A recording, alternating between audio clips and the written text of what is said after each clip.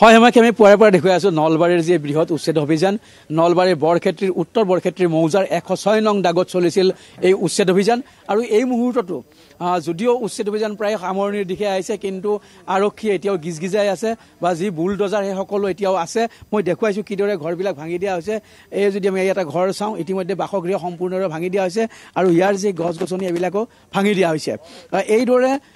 এই অঞ্চলটোত এই যি 106 নং দাগত যিবিলাক মানুহে বেদখল কৰিছিল সেই মানুহৰ ঘৰবিলাক ভাঙি দিয়া হৈছে আৰু প্ৰশাসনৰ পৰা আজি ঘোষণা কৰা হৈছে যে এই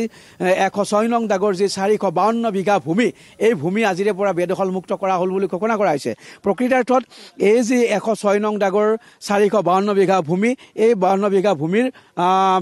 যিখন গাঁও পাতি বাস কৰিছিল আমি সেই গাঁওখন দেখুৱাবলৈ চেষ্টা কৰিছোঁ আমি এই মুহূৰ্তত দেখুৱাব বিচাৰিছোঁ যে এই গাঁওখনৰ যি বাকৰিকুচি সেই বাকৰিকুচিত আছিলে 93টা পৰিয়াল আৰু এই 93টা পৰিয়ালৰ বাসগৃহ সম্পূৰ্ণৰূপে ভাঙি দিয়া হৈছে আৰু তেওঁলোকে ইতিমধ্যে যি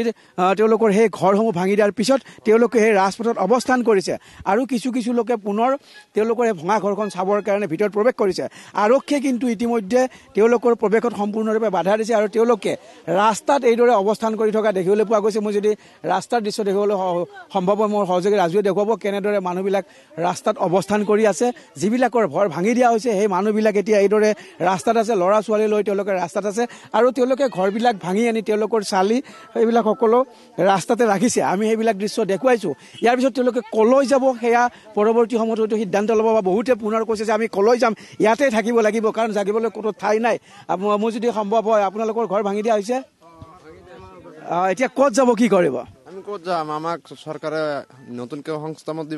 দিব লাগিব আৰু নহ'লে আমি ইয়াতে ইয়াৰ পৰা ক'ত যাম আৰু আমি বহুত বছৰ ধৰি ইয়াতে আছোঁ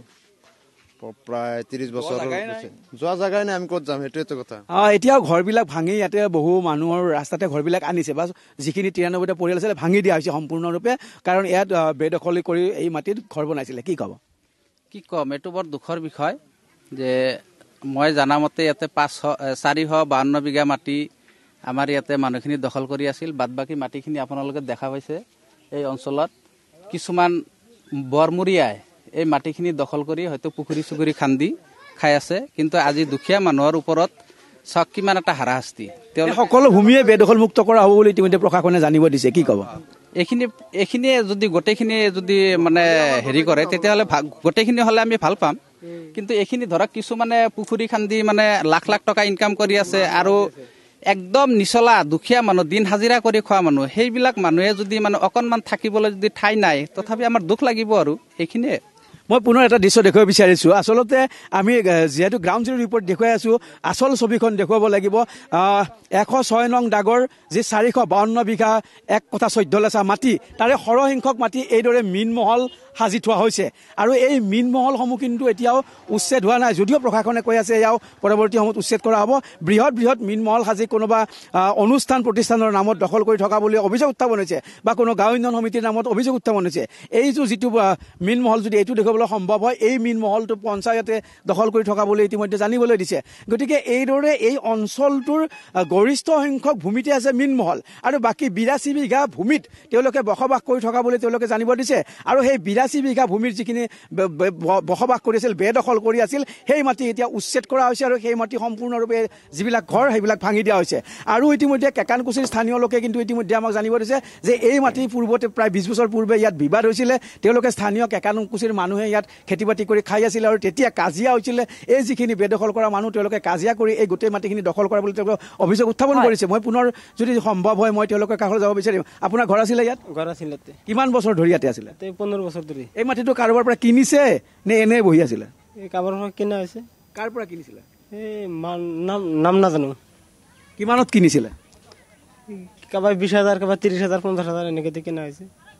ইয়াৰে কিছু কিছু সংখ্যক মানুহে ইয়াৰে কোনো মানুহৰ পৰা অলপ পইচাৰে ভূমিখিনি ক্ৰয় কৰা বুলি কয় কিছুমানে এনেই আহি বহিছে কিছুমানে কয় যে তেওঁলোকে নদীৰ যে যিয়েই নহওক আচলতে নকুল তালুকদাৰ এইসমূহ চৰকাৰী মাটি আৰু চৰকাৰী মাটি তেওঁলোকে বেদখল কৰি আহিছিল আৰু তাৰ বিৰুদ্ধে এইদৰে প্ৰশাসনে উচ্ছেদ অভিযান চলাইছে জাননী প্ৰেৰণ কৰা হৈছিল তেওঁলোকলৈ কিন্তু একাংশই জাননী মানি লৈছিল একাংশই সেই জাননী মানি লোৱা নাছিল আৰু যাৰ বাবে আজি এইদৰে বুলডজাৰ চলিল এই স্থানত প্ৰশাসনৰ আৰু এইসমূহ বাসগৃহ সম্পূৰ্ণৰূপে ভাঙি পেলোৱা হৈছে আমি সেই দৃশ্য আপোনালোকক দেখুৱাইছোঁ প্ৰায় 93টা পৰিয়ালে সেই স্থানত বেদখল কৰি আহিছিল আৰু চৰকাৰী ভূমিত বেদখলৰ বিৰুদ্ধে এইদৰে প্ৰশাসনে চলাইছে উচ্ছেদ।